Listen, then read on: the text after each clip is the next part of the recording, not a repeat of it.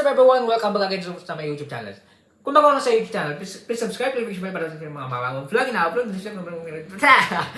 Alright, ang bilis ko, no? So, alam niyo na yun. Yun yung aking natawag na brand, okay?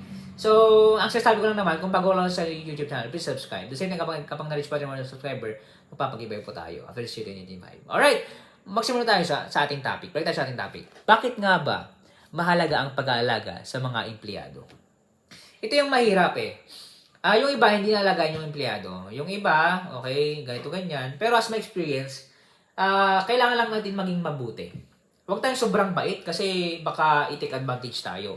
Maging balance tayo, okay? Kasi kung ako naman yan, masipag everything ginagawa ng maayos, talagang meron siyang reward and good standing sa business. Ito pa yung aking sagot, upang mapalago ang productivity at loyalty. Okay? Kasi pag naging loyal yan sa'yo, lahat ng request mo, ibibigay niya lahat. Totoo yan. Alright! Bago tayo matapos sa ating vlog, if you want to buy this book, please click the Facebook page official link dyan sa description. Mag-message lang po yun. Salamat po and God bless.